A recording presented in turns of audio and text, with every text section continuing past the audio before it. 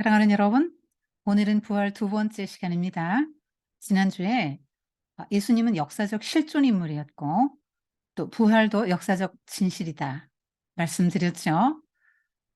어, 예수님은 부활하실 거라고 말씀하셨고 그대로 부활하셨습니다.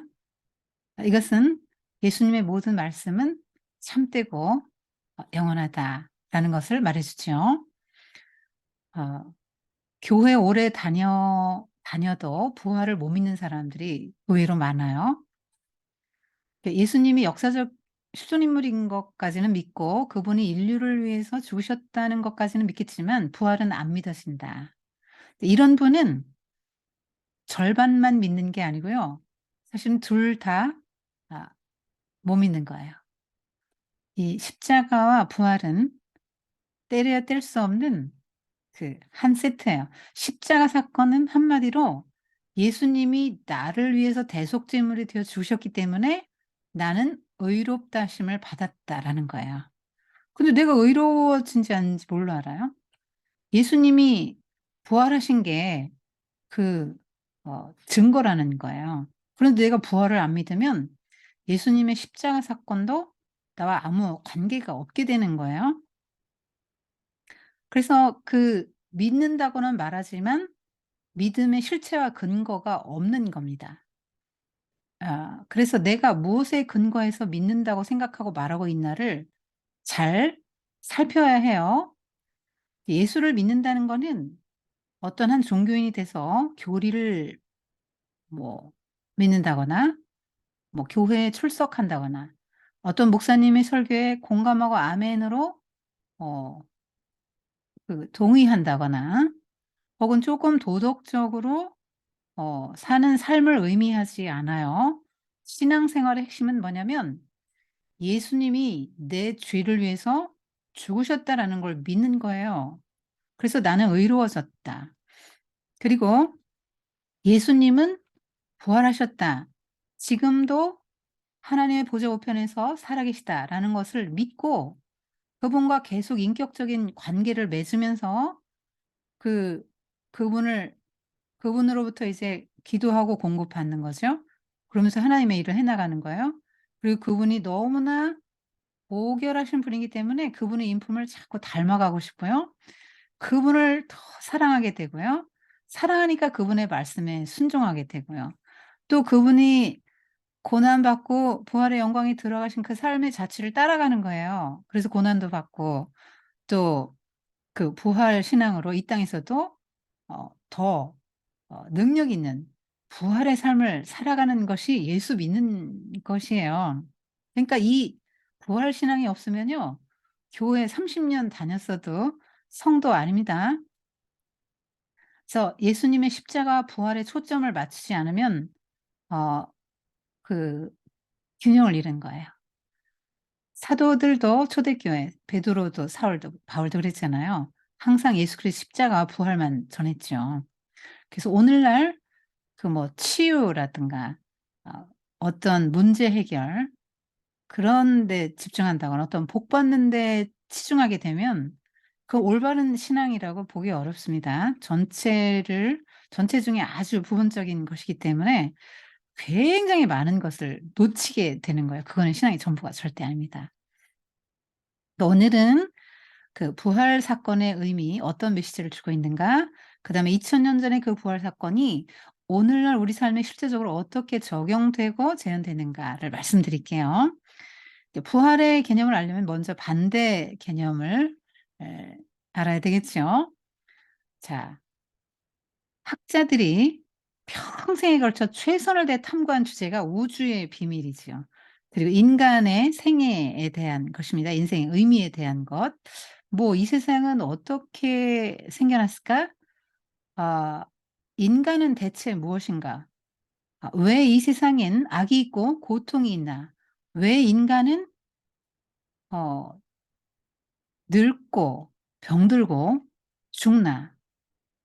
도대체 인간은 어디서 와서 어디로 가나? 왜 살아야 되나? 어떻게 살아야 되나? 인간이 죽으면 음 다 소멸되나? 아니면 육은 소멸되고 영은 사나? 그러면 영은 어디로 가나? 이런 게 다 인제 탐구 주제였죠. 그런데 그렇게 탁월한 지성을 지녔던 학자들도 속 시원한 대답을 못 해 줬어요. 왜냐하면 하나님께서 오랜 세월 동안 비밀에 감춰 두었기 때문이에요. 신비, 그러니까 신의 비밀이죠. 근데 이 신의 비밀이 언제 풀렸습니까? 예수님께서 이 땅에 오셨을 때 다 풀렸죠. 세상은 어떻게 창조되었고 그다음에 이 세상은 앞으로 어떻게 될 거고 종말까지 예수님 말씀해 주셨잖아요. 그다음에 예수님은 인간이 죽고 부활하는 이런 거 다 몸으로 보여주면서 "인간은 이렇게 부활하고 죽지 않는 존재다. 아 다음 세상이 있다." 이런 거를 다 가르쳐 주셨잖아요. 근데 예수님은 하나님이셨고 하늘에 계셨던 분이기 때문에 하늘의 모든 비밀을 열어서 가르쳐 줄 수 있었던 거죠. 늘 제자들에게도 하나님 나라를 비유로 가르치셨고 부활하셔서도 40일 동안 현현에 계실 때도 하나님의 나라 일을 제자들에게 가르쳤다 그렇게 나오고 있습니다. 그러니까 그 학자들이 몰랐던 건 하나님이 인제 비밀에 감춰 두셨기 때문인데요. 그래서 그 학자들이 말한 게 뭡니까? 불가지론. 어려운 말로 하죠. 경험 밖의 일은 알 수 없다. 소크라테스 같은 사람도 뭐라고 했냐면요. 내가 확실하게 알고 있는 거 한 가지는 내가 무지해서 진리를 진리에 대해서 아무것도 모른다 하는 것만 나는 확실히 알고 있다. 이렇게 말했습니다. 나머지는 다 모른다는 거예요. 그 공자도 7천 제자를 양성하지 않았습니까? 수제자 자로가 물었어요. "죽음이 무엇입니까?" "내가 삶도 다 모르는데 죽음을 어찌 알겠느냐." 또 신에 대해서 물었거든요. 신을 섬기는 거. 그랬더니 "내가 사람도 다 모르는데 어찌 신을 알겠느냐." 이렇게 모른다고 말했습니다. 7천 제자가 뭘 배웠는지 모르겠습니다. 자, 이 우주 생성과 인간 또 죽음에 대해서 사람들이 나름대로 내놓은 답은 이거예요. "우주는 빅뱅으로 우연히 생겨났다. 목적이 없어요.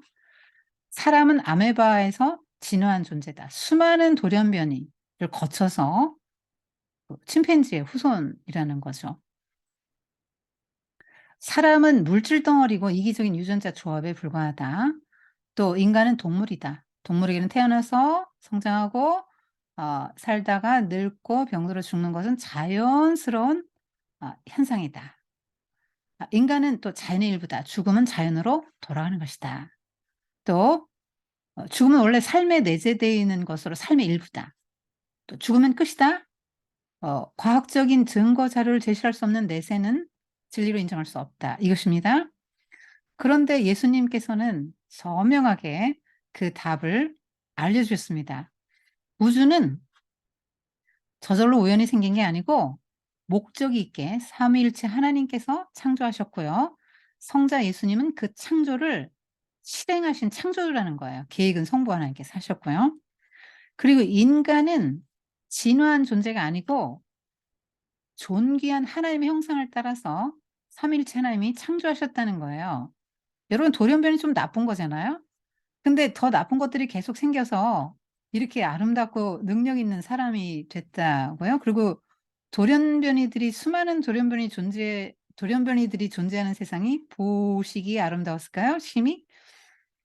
어 그리고 이제 목적이 있다는 거예요. 인류 이 우주를 창조하시고 인간을 창조하는 목적이 분명히 있다고 성경은 말씀하고요.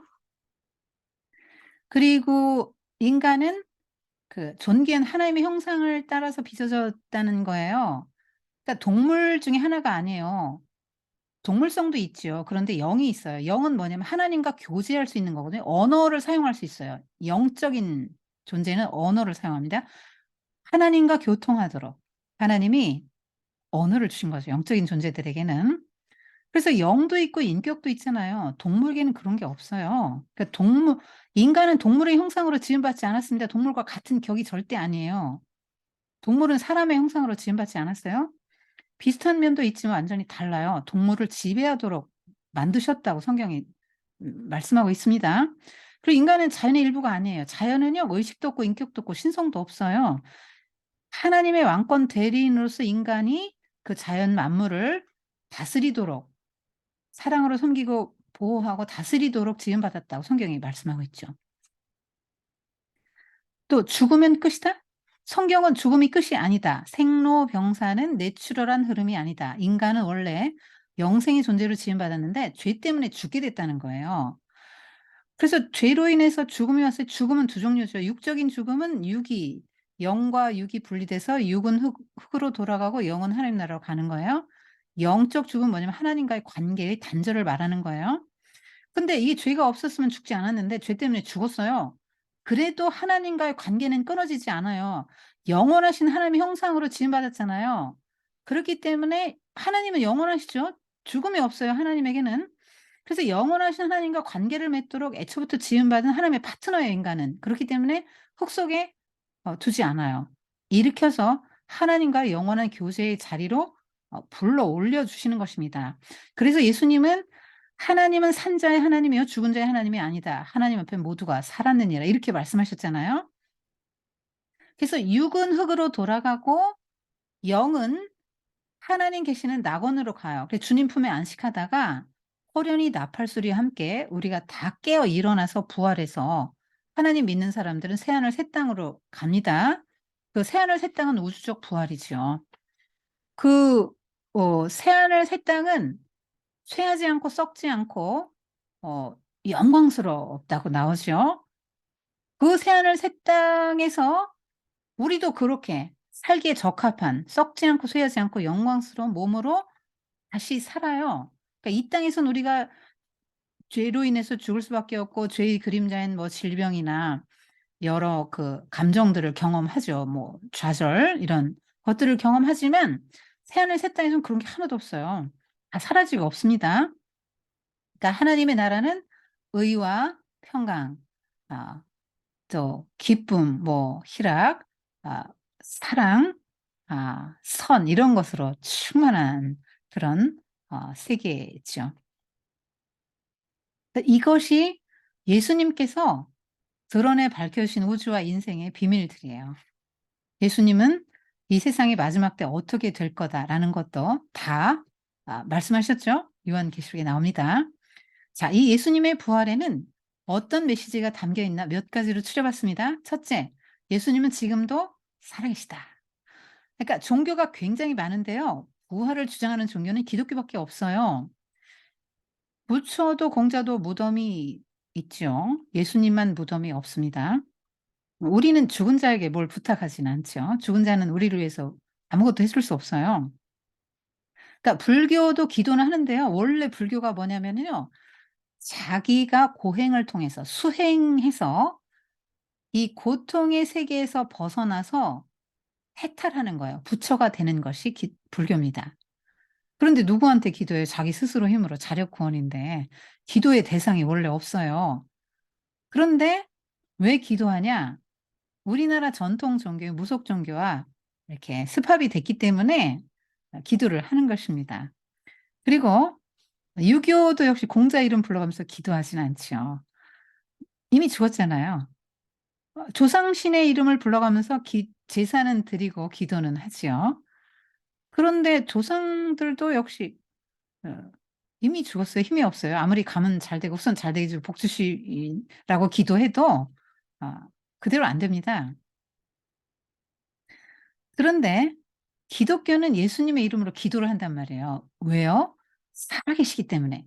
지금도 살아계신데 무능한 살아계심이 아니고 하나님의 보좌 우편에서 어 이제 왕으로 통치자로 계시는 것입니다. 그래서 우리가 주님께 날마다 기도하는 것이죠. 그래서 함께 교통하고 인격적인 관계를 맺어가면서 하나님의 사역을 해 나가는 것이죠. 하나님의 주신 주님이 주시는 능력을 공급받으면서. 그리고 주님이 살아계시기 때문에 나와 동행할 거야. 그리고 내게 능력 주실 거야. 이걸 믿고 이제 하는 거죠. 그래서 예수님은 살아계십니다. 지금도. 살아계신 주님이세요. 복음서가 그걸 말하고 있잖아요. 예수님이 살아계시다. 그리고 사도행전도 마찬가지예요. 예수님이 부활 승천하셨고요. 예수 그리스도의 영, 성령을 예수 그리스도의 영이라고 그래요. 예수 그리스도의 영으로 성령으로 계속 선교의 행선지에 개입하시잖아요. 그리고 사도들이 기도하면 또 막 들어 주시고 그런 것들이 그 나와서 하나님 나라가 확장되는 걸 보여주는 게 사도행전이잖아요. 그다음에 서신서들은 뭐예요? 예수님은 교회의 머리시다. 그 이 찬양과 경배를 받기에 합당한 분이다. 그분은 어 통치 나중에 영광 중에 재림하시는데 심판주로 다시 오실 것이다. 그다음에 요한계시록은 하늘에서 지금도 살아계시고 통치하신다. 그리고 그분은 이 땅에 다시 오실 것이고 영광 중에 다시 오실 것이고 원수들을 정복하실 것이고 새하늘 새 땅을 우리에게 주실 것이다. 이렇게 예언하고 있죠. 요한계시록은. 그래서 성경 전체가 예수님이 부활하셨다는 거를 증거하고 있어요. 두 번째, 새 시대가 열렸다는 거예요. 그러니까 과거에는 세상을 정복한 어떤 위대한 정복자도 죽음만은 정복하지 못했다 그랬죠. 죽음이 가장 강한 세력이에요. 그래서 "죽음이 왕노릇한다." 이렇게 표현하고 있죠. 아무도 죽음을 이긴 사람이 없어요. 그런데 예수님은 사람의 모습을 입고 이 땅에 오셨는데 죽음을 이기셨다는 거죠. 그러니까 모든 육체는 늙고 병들어서 죽는 한계가 다 있는데 예수님께서는 사람의 몸인데 그렇게 병들고 죽지 않으셨다는 거죠. 그러니까 죽음의 권세를 이기신 거예요. 승리하신 것입니다. 그래서 예수님을 믿는 사람은 다 예수님을 따라서 사망을 이길 수 있는 그런 새 시대가 열렸다. 이렇게 말하고 있는 거예요. 그러니까 예수님을 무덤에서 일으키시고 죽음에서 일으키시고 하나님 보좌 우편으로 그 끌어올리신 그 능력이 오늘날 동일하게 우리 가운데서 역사하고 있다라고 성경이 계속 말씀하고 있는 겁니다. 성경은 고린도서 6장 14절 하나님이 주를 살리셨고 또한 그의 권능으로 우리를 다시 살리실 것이다.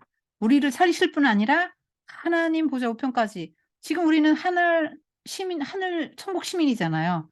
우리는 예수님 따라서 부활했고 예수님 따라 승천해 있는 것입니다. 우리의 속사람은. 예. 이 놀라운 것이죠, 신앙은. 그래서 예수님이 부활하셨다는 얘기는 예수님이 뭐 죽었다가 살아나는 기적 보여주는 게 아니다. 이런 것도 할 수 있다. 이런 걸 보여주는 게 아닙니다. 완전히 사망의 권세 자체를 없애신 거예요. 이것이 부활 사건의 핵심입니다. 사망을 없앴다. 이겼다는 것이죠. 그래서 예수님의 그 부활은 단순한 소생과 달라요. 죽었던 나사로가 살아난 것은 소생이고 부활은 아닙니다. 나사로 역시 늙고 병들어 죽지 않았겠습니까? 근데 예수님은 늙고 병들어 죽지 않았잖아요. 그런 사람들이 겪는 그런 것들을 겪지 않으셨습니다. 그 몸 그대로 승천하셨고 그 몸 그대로 다시 오실 것이라고 약속하고 있습니다, 성경이. 그러니까 그 바울이 고린도전서 15 장에서 말하고 있는 것은 그 부활한 육체는 썩지도 않고 쇠하지도 않고 영광스럽고 강하고 신령한 몸이다. 그렇게 얘기하고 있습니다. 그러면 아니 사망을 이겼다면서요. 근데 왜 예수 믿어도 죽나요? 하나님께서는 즉시 우리를 죽음이 없는 완전한 존재로 만들지 않으셨어요. 왜냐면 하나님 나라는 이미 왔는데 이 세상에 있는데요. 하나님 나라가 와서 이렇게 중첩돼 있다 그랬죠. 자, 그 하나님의 나라가 임했지만 완전한 하나님 나라는 임하지 않았고 이 세상은 아직도 죄의 권세가 있고 죄의 영향력이 남아 있기 때문에 우리는 죄의 영향력으로 말미암아 이 땅에서 역시 죽게 돼요. 그러나 죽음의 권세 사망을 이겼기 때문에 예수님이 이겼잖아요. 우리가 죽음의 권세를 이겼기 때문에 같이 이겼기 때문에 사망이 쏘는 것에 우리는 눌리고 사망이 쏘는 것으로 인해서 고통을 받지는 않게 된다는 것이죠. 그 예수님이 뱀의 머리를 탁 지금 밟으신 상태잖아요. 사망의 권세를 이겼습니다. 사탄의 권세를 이겼습니다. 그러나 아직은 죄의 영향력이 잔존하기 때문에 우리는 그 세상에 아직도 몸을 담고 살고 있기 때문에 우리는 죽는 거예요. 이 세상에서 우리가 영원히 예수 믿는 사람만 영원히 살아도 안 되는 거예요. 이 세상은 지금 그 죄의 영향력 안에 있습니다. 하나님의 나라가 완전히 임할 때 새하늘 새 땅의 소리는 그 정말 죽음이 없는 그런 세상에서 영원히 살게 된다. 이 땅에선 비록 성도는 죽지만 그 죽음에 지지 않습니다. 그래서 죽음 때문에 고통받고 그 사망이 쏘는 것 그래서 염려하고 고통받고 두려워하고 이렇게 되진 않아요. 사망에 대한 관점이 달라진단 말이에요.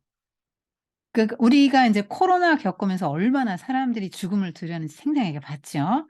그래서 죽음은 태어나는 것보다 더 확실한 일인데 사람들은 막 죽음을 너무 두려워하고 그래서 막 죽음에 대해서 말도 못하게 해요. 그리고 쉬쉬합니다. 곧 죽을 사람에게 말해 줘야 죽을 준비를 할 텐데 말하지 않아요, 충격받는다고. 죽음에 대한 이미지가 뭐냐면 관계의 단절, 영원히 다시는 볼 수 없다. 상실, 영원한 이별, 불행, 또 슬픔, 두려움, 고통 막 이런 부정적인 이미지를 갖고 있는데 예수님을 믿는 사람은 죽음을 그런 관점으로 보지 않는다는 겁니다. 죽음에 대한 이해가 달라요. 존재의 소멸이 아니라 존재의 양식의 변화다. 그래서 마틴 로이드 존스 같은 사람은 그러니까 이 죽음이 존재 양식의 변화고요. 더 영광스러운 세계로 들어가는 관문이라고 봐요. 그래서 마틴 로이드 존스는 이제 말년에 죽을 병에 걸렸는데 자녀들이 이렇게 치료를 하려고 하지 않겠어요. 그랬더니 "내가 영광으로 들어가는 그 문을 막지 말아라." 그렇게 하면서 치료를 거부했다 그럽니다. 죽음에 대해서 인제 뭐 죽는 과정도 쉽진 않죠, 사람이. 굉장히 어려운 과정이에요. 근데 그 죽음을 '아 내가 더 영광으로 들어가는 관문이야.' 하고 기쁘게 사망을 탁 받아낸다는 거예요. 그렇기 때문에 수많은 사람들이 예수를 믿고 순교한 거예요. 왜냐면 더 좋은 부활이 있다는 걸 알기 때문에 그 사람들 막 막 원망하면서 그렇게 죽은 게 아니에요. 기쁘게, 기쁘게 죽었습니다. 스테반도 보세요. 돌 맞아 죽을 때 어떻게 죽었습니까? 천사같이 했잖아요. 음. 그래서 그 사망에 대한 이해가 그렇게 달라지고요. 또 어떻게 생각하냐면 어 그 이 죽음을 하나님께서 우리를 그리스도처럼 성화시키는 하나의 도구다. 연단하시는 도구다. 이렇게 생각을 해요. 그래서 그 죽음을 그러니까 보통 사람들은 죽음을 이렇게 밀어내는데 생각 안 하려고 그러죠. 회피해요. 그런데 우리는 죽음을 항상 가까이 두고 살아요. 그래서 인간의 한계를 철저히 인정하죠. 그러다 보니까 하나님을 더 의지하게 되고 하나님 나라를 더 바라보게 되고요. 인간의 삶이 한계가 있다는 걸 아니까 '이 땅에서 어떻게 하나님의 뜻대로 선하게 살아갈까.' 이런 걸 많이 고민하죠. 그래서 굉장히 겸손하게 만들고 선하게 만들어요. 그리고 죽은 후에 심판이 있다라는 걸 알기 때문에 함부로 살지 않게 됩니다. 그리고 또 죽음에 대해서 언젠가는 우리가 이렇게 썩지 않고 죽지 않고 쇠하지 않는 그런 영원한 불멸의 몸을 받게 될 텐데 그 몸을 받기까지 기다리는 대기실 낙원이에요. '대기실로 들어가는 문이다.' 이렇게 이해를 해요. 그러니까 죽음이 좋은 거예요. 어 피할 게 아니고요. 두려운 것도 아니고요. 좋은 거라는 인식을 하게 되는 것이죠. 그리고 인제 대기실이기 때문에 인제 언젠가는 호령과 나팔 소리와 함께 주님이 재림하시는데 그때 우리는 모든 사람이 다 부활하거든요. 그러니까 그 부활하시면 새하늘 새 땅이 펼쳐지는데 거기서 또 다른 생이 전개돼요. 그럼 또 하나 활력 있게 하나님의 나라를 위해서 뭐 10 골 권세도 받고 뭐 5 달란트 받은 자는 또 뭐 받고 이렇게 해서 다스림의 권세 인제 통치의 권세를 받고 주님의 일을 계속합니다. 하나님의 일은 영원히 계속되는 거예요. 자 그런 일을 하기까지 잠깐 잔다. 잔다는 건 또다시 깬다. 그다음에 재충전의 시간이잖아요. 힘을 축적하는 시간이죠. 그런 걸로 이제 죽음을 이해를 하는 거예요. 그러니까 죽음도 두려워하지 않고 이렇게 죽음에 대해서 '나쁜 게 아니고 좋은 거야.' 이렇게 인식할 복음이 굉장히 놀라운 거예요. 그리고 바울은 빌립보서 1장 21 절에 "내게 사는 것이 그리스도니 죽는 것도 유익함이라." 죽는 게 유익하다는 거죠. 죽는 걸 기쁨으로 받고 더 좋은 것으로 받고 '유익이다.' 이렇게 생각하는 건 성도밖에 없습니다. 죽음이 이렇게 우리에게 유익을 주는 건 사실이지만 그럼에도 죽음은 자연스러운 것도 아니고 옳은 것도 아니고 하나님이 창조한 이 아름다운 세상에 있어서는 안 될 것이죠. 그건 창조주의 원수입니다. 보시기에 좋은 세상이 아니지요. 그래서 하나님 반드시 죽음을 없애실 때가 오는데요. 그때까지 하나님이 요 카드를 선용하신다는 거죠, 죽음. 그래서 죽음을 성경은 그리스도의 맨 마지막 원수다 이렇게 표현하고 있습니다. 그러니까 맨 마지막에 없앨 거라는 거예요. 주님이 재림하시고 적그리스도와 뭐 거짓 선지자들을 그 마귀들과 이런 것들을 그 보내는 무저갱에 사망도 던져 버린다. 음부에 던진다. 이렇게 나옵니다. 그러니까 다시는 사망이 없는 세상이 와요. 그러면 하나님께서 우리를 위해서 보장하신 그 약속, 영원히 죽지 않는다 하는 그 약속이 그때 이루어지는 모든 그 구원에 대해서 약속하신 그런 그 것들을 우리가 다 그런 구원 혜택들을 그때 인제 완전하게 누리게 돼요. 이 땅에서는 조금 누리는 거죠. 세 번째 예수님 부활의 첫 열매다. 고린도서 15장 20절에 말씀하고 있습니다. 그 얘기는 우리도 완전한 부활의 육신을 받게 된다는 보장이죠. 첫 열매라는 거는 그다음에 또 수많은 열매를 거둔다. 본격적인 추수가 일어날 것이다라는 거를 말해 주는 거잖아요. 그걸 기대하게 하잖아요. 그래서 예수 그리스도를 살리신 그분의 그 능력, 그 권능이 우리를 다시 일으키실 거라고 성경이 곳곳에서 말씀하고 있어요. 그래서 하나님께서 우리를 천사 같은 영으로 만들지 않으셨어요. 그러니까 비물질이 물질보다 더 나은 게 아니에요. 영혼이 몸보다 더 중요하게 생각하면 안 됩니다. 몸도 굉장히 중요합니다. 몸을 만드시고요. 보시기에 "심히 좋았다." 이렇게 말씀하셨거든요. 그러니까 천사들도 우리 몸 부러워하고요. 구원을 부러워한다고 나오잖아요. 연구해요. 천사들에겐 구원이 없습니다. 그래서 그 첫 열매다. 우리의 육체가 예수님처럼 부활하게 될 거다라는 것을 보여주고요. 그다음 또 '이 세상이 끝이 아니다. 새로운 세상이 있다.' 그러니까 우리 예수님 부활하신 몸은 이 땅에서 오래 영원히 살도록 부활하신 게 아니잖아요. 새하늘 새 땅에 적합한 몸으로 부활하신 거고요. 우리도 부활하는데요. 새하늘 새 땅에 적합한 몸으로 부활해요. 그러니까 우리 구원만이 아니고 온 우주가 구원을 받아요. 온 우주가 새롭게 회복이 되는데요. 그 새로운 세상은요. 우리가 상상할 수 없어요. 어떤 세상인지 상상이 안 돼요. 하여튼 새하늘 새 땅이 있다 그러니까 지금과 완전히 형질이 달라진다. 질적으로 새로워진다는 거예요, 온 우주가. 그러니까 하나님 보시기에 심히 좋았더라는 세상이 된다는 거예요. 우리도 하나님 보시기에 심히 좋았더라 한 대상으로 바뀌는 거예요. 그래서 요한일서 3장 2절 빌립보서 3장 21절 이런 데 찾아보세요. 우리가 예수님처럼 영광스럽게 변한다고 성경이 약속하고 있습니다. 그다음에 예수님의 부활은 우리의 거듭남을 보장해 줍니다. 베드로전서 1장 3 절에 "예수 그리스도의 죽은 자 가운데서 부활하심으로 말미암아 우리를 거듭나게 하사 산 소망 있게 하시며." 이렇게 말씀하고 있어요. 그러니까 주님의 부활은 우리의 거듭남과 관련이 있다는 거예요. 자, 우리가 엄마 뱃속에서 나오죠. 태어나죠. 엄마의 태에서 나왔다 이 말이에요. 그런데 그 엄마의 태에서 나올 때 우리는 허물과 죄로 죽어 있는 상태라고 에베소서에 말씀하죠. 하나님과 단절됐다고 그랬잖아요, 죄 때문에. 그래서 하나님을 인식을 못 해요. 하나님 나라도 인식을 못 해요. 우리는 사물과 보이는 세상만 인식할 뿐이에요. 그런데 우리가 예수님을 믿잖아요? 그런데 영의 눈이 떠지고 영이 새 생명을 얻고 영이 살아나요. 그래서 하나님을 인식하게 되고요. 하나님 나라를 보게 돼요, 믿음의 눈으로. 그래서 하나님과 계속 교통하면서 하나님과 인격적인 관계를 맺으면서 하나님의 백성으로 이 땅을 믿음으로 살아가다가 죽었어요. 육은 흙으로 돌아가는데요. 영은 그리스도에게로 가서 그리스도와 함께 천년 동안 왕노릇하는 그 자리로 심판하는 권세를 갖고 있습니다. 새 생명은 죽지 않아요. 하나님과 관계 끊어지지 않아요. 그 새 생명은 하나님의 그 보좌 우편에 계신 예수님 그 통치하는 권세를 가지고 여전히 새 생명은 살아 있다 이 말이에요. 그래서 그것을 첫째 부활 이렇게 성경이 총체적으로 말하는 것입니다. 그러면 성도가 아닌 사람은 어떻게 되죠? 그러니까 태어날 때부터 하나님 몰라요. 하나님 없이 살아요. 죽은 채 영이 죽은 채로 살아요. 몸만 살아있는 거예요.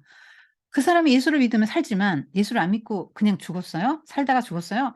그럼 평생에 예수님 모르고 하나님 나라 모르고 하나님도 모르고 자기 힘으로 살다가 영이 죽은 상태로 살고 무덤에 그냥 영이 죽은 상태로 있다가 그리고 주님이 재림하시는 그날에 다시 부활해요. 성경은 예수 믿는 사람만 부활하는 게 아니고 모두 다 선인과 악이 다 부활한다고 예수님 말씀하셨어요. 근데 뭐하러 부활합니까? 악인은 하나님 없는 사람을 악인이라고 그러는 거예요. 총칭 그렇게 말을 하는 거예요. 악해서 악인이 아니라 하나님 없이 사는 사람은 기본적으로 악을 행하기 때문에 악에 소속돼 있기 때문에 "악인이다." 이렇게 말을 하는 거예요, 사탄에게 소속돼 있기 때문에. 그래서 믿지 않는 사람은 다시 살아나는데 영벌에 처해지기 위해서 살아나는 거예요. 그래서 그걸 둘째 사망이라고 그래요. 그런데 성도는 첫째 부활에 참여했는데 둘째 부활이 있다고 말하지 않아요? 첫째 부활로 충분해요. 다시 또 부활할 일이 없어요. 그 몸이 죽지 않고 살아있기 때문에 새 몸이 새 생명이 첫째 부활 충분하다는 거죠. 자, 그러니까요. 성도는요. 한 번 죽어요. 한 번 죽는데 두 번 살죠. 거듭나고 둘째 사망에 들어가지 않기 때문에 두 번 살아요. 한 번 죽고 두 번 살아요. 불신자는요. 아, 한 번 살고 두 번 죽어요. 둘째 사망에 있으니까요. 그리고 예수님의 부활은 우리의 칭의를 보장합니다. 그러니까 우리의 범죄함을 인하여 내어줌이 되고 또한 우리를 의롭다 하심을 위하여 살아나셨느니라. 로마서 4장에서 이렇게 말씀하죠. 자, 종교 지도자들과 로마가 죄인으로 몰아서 예수님을 죽였는데 하나님이 살리셨어요. 이건 뭐냐면 예수 무죄, 하나님이 선언하신 것이죠. 그래서 제자들이 사람은 죄로 인해서 죽는데 예수님은 무죄하셨어. 의인이었어. 그런데 죽으셨다고? 그렇다면 이사야 53장에서 말씀하신 그 대속제물이 되신 거구나. 예수님이 그러면 우리를 위해서 우리를 구원하시기 위해서 메시아구나 하고 부활하신 후에 깨달았단 말이에요, 제자들이. 그래서 예수님도 그 유대인들이 메시아인 표적을 보여라 할 때마다 어 "부활한다. 요나의 표적밖엔 보일 게 없다." 이렇게 말씀하셨잖아요. 그러니까 예수님을 다시 살리신 거는 예수님의 모든 말씀이 진실하다라는 걸 하나님이 증명해 주시는 거예요. 예수님은 세상째 지고 가는 하나님의 어린 양으로 오셨죠. 세례요한이 이렇게 말했습니다. 출애굽기 때 문지방 문설주 좌우 임방에 예수 그 어린 양의 피를 발라 놓은 사람은 사망이 지나갔죠. 사망이 지나갔어요. 임하지 않았습니다. 그러면 유월절 어린 양으로 오신 분 예수 그리스도의 피가 나에게 묻어 있으면 예수 그리스도의 보혈이 나에게 묻어 있으면 이게 무슨 말이냐면 예수님이 나를 죽이셨다는 걸 확실히 믿는다는 걸 말하는 거예요. 그 보혈이 나에게 묻어 있으면 사망이 패스. 죽지 않아요. 우리는 유월절은 유월절은 출애굽 때 유월절은 예수님이 우리를 위해서 그렇게 희생 제물이 되실 것의 그림자입니다. 그러니까 십자가 사건은 유월절의 완성이에요. 그러니까 십자가는 의롭다. 우리가 죄가 없다라는 거를 보장해 주는 거라는 거예요. 그 십자가에서 예수님께서 예수님이 부활하게 하심으로 하나님이 예수 무죄, 의롭다 했는데 우린 예수님과 연합돼 있잖아요. 그러니까 예수 의롭다 하나님이 선언했다는 얘기는 예수와 연합된 우리가 의롭다 이렇게 어 선언하셨다는 거죠. 그러니까 말할 수 없는 죄인인 우리를 무죄하고 사면령을 내려주신 게 십자가 사건이고 부활 사건이에요. 그러니까 부활은 우리가 의롭다는 보증이 되는 거예요.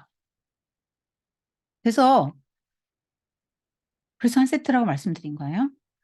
자, 만약에 부활이 없어요? 그럼 여전히 죄 가운데 있겠죠. 그리고 부활을 믿지 않아요? 그럼 여전히 죄의식에 사로잡혀서 죄책감에 괴로워하면서 사는 거예요. 그 죄는 해결이 안 돼요. 영원히 어떤 방법을 써도 그 죄는 해결할 길이 없어요. 예수님의 이 십자가 죽음과 부활을 내가 나의 사건으로 받아들이지 않는 한 우리는 죄 문제를 해결할 길이 없어요. 그러면 사탄에게 소속된 삶을 살다가 사탄이 가는 길로 따라가는 것입니다. 그다음에 천국 못 들어가요. 그다음에 구주의 부활은 하나님의 나라가 현실이다라는 걸 알려줘요. 예수님께서 뭐라고 하셨습니까? 요한복음 5장 24절에 내 말을 듣고 또 나 보내신 이를 믿는 자는 영생을 얻었고 과거로 말하지요. 영생을 얻으리라가 아니라 영생을 얻었고 심판에 이르지 아니하나니 사망에서 생명으로 옮겼느니라. 그러니까 우린 둘째 사망이 없다니까요. 그래서 우리가 살고 있는 이 세상에 예수님이 하나님 나라를 가지고 있어 이렇게 겹쳐 있다 그랬죠. 아직 완성되지는 않았지만, 그런데 이 하나님의 나라가 들어왔기 때문에 예수님이 이 땅에 계시면서 똑같이 사람의 모습으로 이 땅에서 사시다가 고난받고 죽으시고 부활하셨잖아요. 그러니까 예수님의 그 권능, 부활의 권능을 이 땅에서부터 우리가 누릴 수 있다는 걸 말해 주는 거예요. 그러니까 하나님의 나라가 이 땅에 현실적으로, 하나님의 나라는 죄를 이길 수 있는 나라잖아요.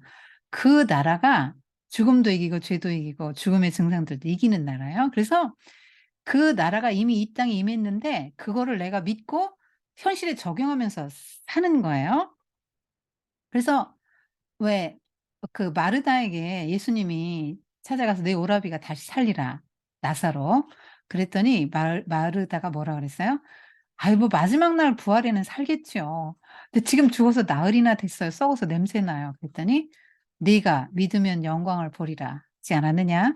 그러니까 "믿으면 영광을 보리라. 지금 내 오라비가 살리라." 이렇게 말씀하신 거예요. 그러니까 감기 걸리면 감기 증상이 뭐 콧물 재채기 났듯이 죄가 들어오고 죽음이 찾아오면서 죽음의 수많은 증상들이 생겼죠. 그냥 뭐 이 세상에서 일어난 수많은 죄들, 그 뭐 전쟁, 테러, 전염병, 뭐 재난, 사건, 사고, 뭐 결핍, 가난, 또 뭐 여러 가지 갈등과 실패와 좌절과 우울증, 허무함, 뭐 이런 것들, 뭐 두려움, 불안, 공포, 이런 거, 염려, 다 이게 죽음의 증상들이에요. 원래 하나님 나라에 없었던 것들입니다. 그런데 예수님의 부활은 그런 걸 넉넉히 이길 수 있다. 그리고 오는 세상에서 완벽하게 회복시켜 주겠다. 이거를 보여주는 거예요. 그런 메시지를 전하고 있습니다. 그래서 신앙생활은 현실과 아 현실적으로는 너무 이거 어려운 거고 현실적으로 이건 드러날 수 없어. 그렇게 생각하면 안 됩니다. 예수님이 이 땅에 사람의 몸을 가지고 오셔서 사시다가 고난받고 죽으시고 부활하셨잖아요. 그리고 영광으로 들어가셨죠. "영광과 존귀로 가으신 예수를 보라." 성경이 이렇게 말씀하잖아요. 그러니까 구주의 부활하심 안에 이게 미래만이 아니고 오늘 현재 이 땅에서부터 죄가 깨트리는 모든 영광, 그 모든 영광과 존귀를 다 회복시켜 주는 역사들이 이 땅에서부터 일어난다는 거예요. 예수님이 부활하셨다는 걸 믿으면은 우리는 그 부활의 그거를 현실의 삶에 적용하면서 그 부활의 능력을 경험하면서 살아가게 되는 것이에요. 그러니까 예수님의 부활체는 옛날과 달랐죠. 보다 더 능하고 활력 있고 젊어졌잖아요. 그러니까 몰라봤죠. 마리아도 엠마 도상의 두 제자도 몰라봤습니다. 그 몸으로 부활하신 몸으로 승천도 하셨고요. 다시 오실 거를 하셨죠. 자, 그것처럼 우리도 새 생명을 얻잖아요. 그럼 그 새 생명은 우리의 원래 연약한 육신과 달라요. 우리 안에 속사람, 이 새 생명은 능력 있고 강건한 것입니다. 활력 있고 능력이 있어요. 죄를 이길 수 있습니다. 그거를 성경이 말씀해 주고 있고요. 고난 후에 영광이 있다고 계속 성경은 말씀하고 있어요. 그러니까 그 예수님의 생애를 보면 알 수 있다는 거죠. 예수님이 그렇게 사시다가 고난받고 영광의 세계로 들어가셨잖아요. 그러니까 우리도 이 땅에서 그 주의 이름을 위하면서 겪는 모든 수고 다 헛되지 않아요. 그래서 바울이 계속 권면하는 게 뭡니까? 썩을 몸으로 썩을 것으로 심어서 썩지 아니할 영원한 영광의 것으로 거두도록 너희 몸을 거룩한 산제사로 드리라. 이런 모든 것들이 다 헛된 것이 아니고 주님 앞에 다 의미와 가치를 회복하는 날이 온다. 상급이 따른다. 이렇게 계속 바울은 권면하고 있죠. 그러니까 다 우리 주님을 위해서 하는 수고 다 카운트되고 있어요. 그러니까 바울이 권면하는 것이죠. "내 사랑하는 형제들아, 견고하며 흔들리지 말며 항상 주의 일에 더욱 힘쓰는 자들이 되라. 이는 너희 수고가 주 안에서 헛되지 않을 줄 알미라." 그렇게 말씀하고 있습니다.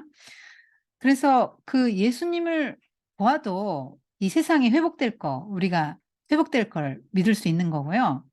하나님의 성품을 생각해 보세요. 이 아름다운 세상, 너무나 존귀하게 만든 이 하나님의 사람들을 이렇게 고통스럽게 계속 두시겠어요?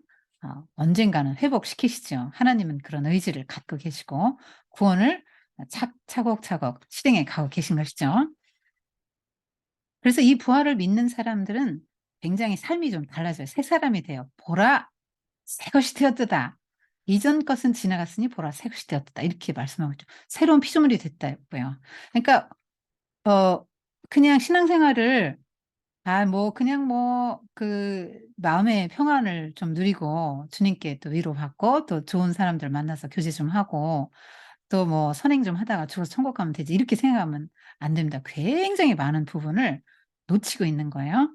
죽음보다 강한 생명이 우리 안에 들어왔다는 거예요. 그 새 생명은 죄를 이길 수 있는 더 능한 하나님의 일을 능력 있게 감당해 낼 수 있는 그런 새 사람이라는 거예요. 그래서 갈라디아서 2장 20 절, 골로새서 2장 10 절, 로마서 6장 4절 이런 데서는 계속 우리가 그리스도에 연합해서 우리는 그리스도와 함께 죽었고 함께 장사되었고 함께 다시 산 자가 되었다고 계속 말하고 있죠.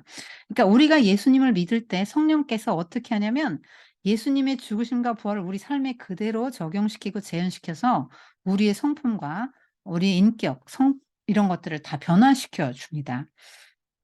그래서 예전에 막 너무나 좋아했던 죄, 그런 게 인제 더 이상 뭐 그런 유혹이 되지 않고 매력적인 대상이 되지 않아요.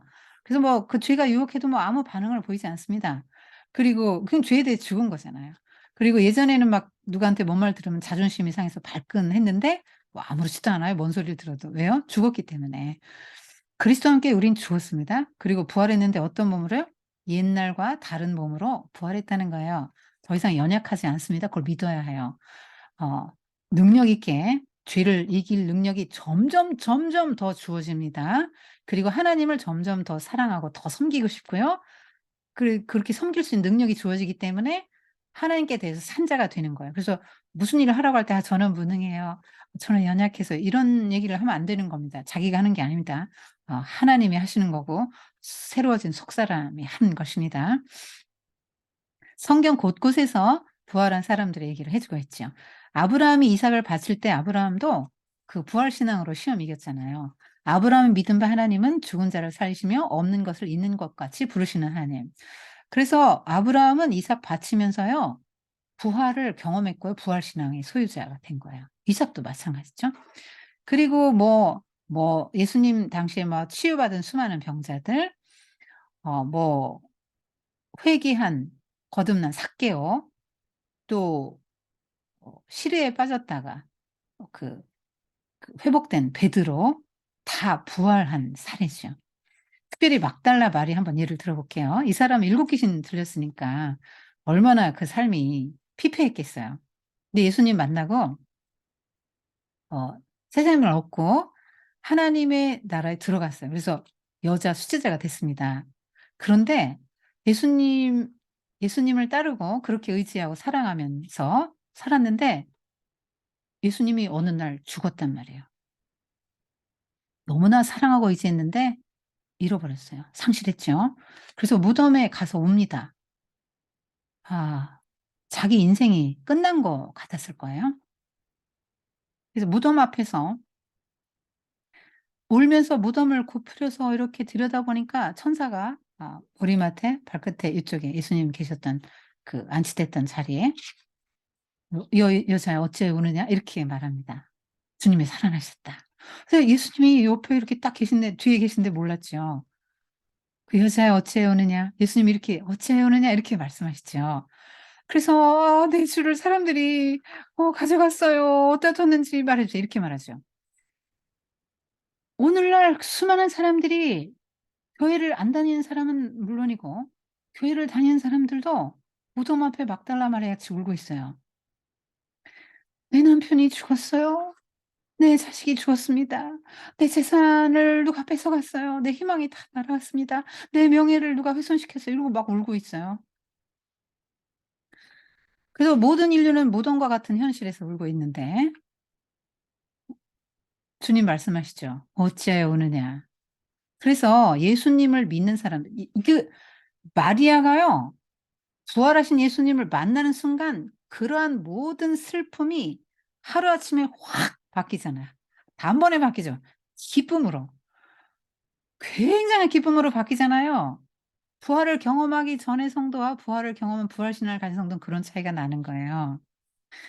그래서 부활은 인생 역전입니다. 그래서 얼마나 그 고통스러운 환경에 있다 할지라도 부활을 믿으면 거기에서 회복될 수 있는 거예요. 사랑하고 의지하던 대상을 다 잃고 낙심하고 절망하고 내 인생이 끝난 것 같은 그런 상황에서도 부활을 생각하면 일어설 수 있는 것입니다. 예수님이 이미 이겨 놓으신 싸움이에요. 그래서 우린 그 길 가기만 하면 돼. 주님만을 바라보면 승리할 수 있습니다. 눈을 내 현실과 나를 보는 데서 떼어서 부활의 주님을 바라봐야 합니다. 나를 보면 실망하고 좌절하고 자기 연민에 빠지고 낙심할 것밖에 없습니다. 선생님은 이 세상에서 여자가 겪을 수 있는 가장 큰 슬픔을 겪은 사람이에요. 선생님을 너무너무 사랑해 주던 아들이 선생님보다 먼저 갔습니다. 너무 슬픔을 속으로만 삼켜서 3년 후에 선생님에게 굉장히 큰 병이 왔습니다. 그런데 그 고통의 터널에서 슬픔과 고통의 터널에서 어떻게 빠져나올 수 있었는가 하면 하나님의 나라에 대한 소망, 예수님의 그 부활 때문이었어요. 데살로니가전서 4 장에서 그렇게 말씀하고 있거든요.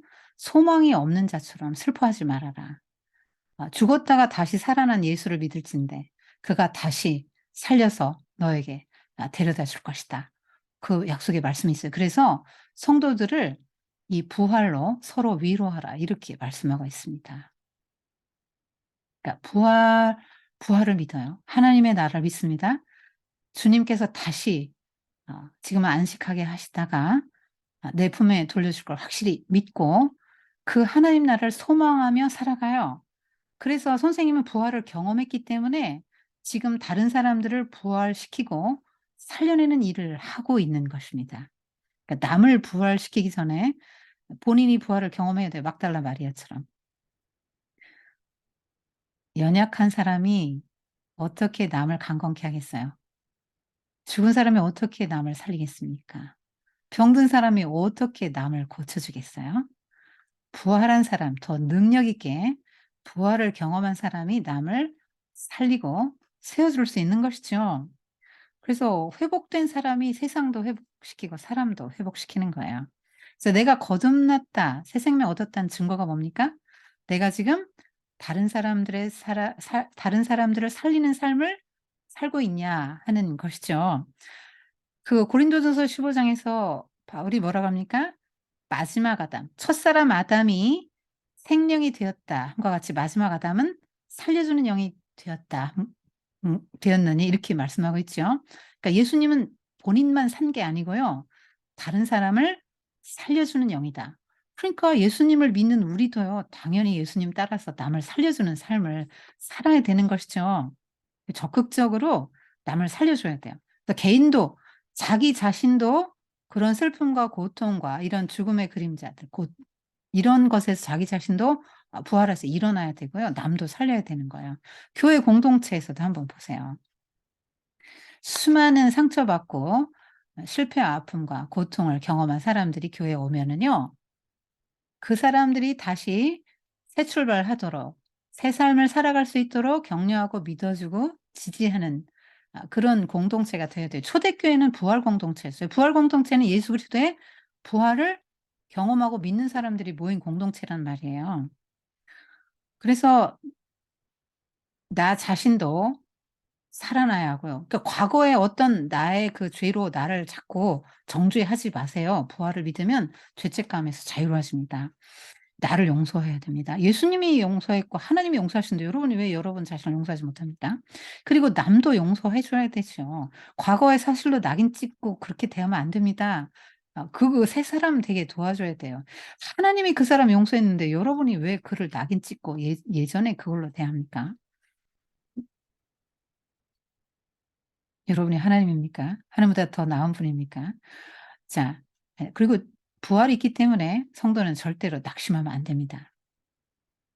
반드시 이 우주 만물도 회복되고 우리도 회복되고 모든 것이 회복될 것입니다. 더 아름답고 더 능력 있게 회복될 것이에요.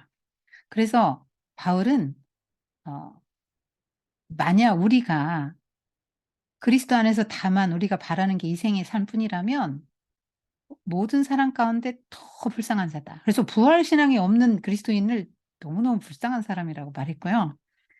나는 어찌하든지 죽은 자 가운데서 부활에 이르려 한다. 또 그 부활의 권능에 참여하려 한다. 이렇게 말했어요. 그리고 나는 날마다 죽노라. 이렇게 고백했죠. 무슨 말입니까? 나는 날마다 부활의 권능을 경험하면서 산다. 이런 말이죠. 여러분, 부활이 성탄절보다 더 중요해요. 부활이 없으면 성탄절 필요 없어요. 예수님 뭐 4대 성인 중에 한 명 되는 거죠. 부활하셨기 때문에 그분은 하나님의 아들이시고요. 네, 하나님 나라의 왕이신 것이에요. 기도할게요. 하나님 아버지, 예수님을 믿는다고 하면서도 부활을 믿지도 못하고 부활의 권능에 참여하지도 못하고 새 생명을 누리고 더 풍성히 누리지 못하는 상태의 교인들이 많이 있습니다. 모두가 다 부활의 권능에 참여할 수 있도록 도와주옵소서. 우리의 가정과 일터와 직장, 학교, 교회 모든 삶의 현장에서 부활을 담아내고 부활을 재현할 수 있는 우리 스스로 혹은 남에게 그렇게 살아갈 수 있는 저희가 되도록 축복해 주세요. 감사드리며 예수님의 이름으로 기도드립니다. 아멘.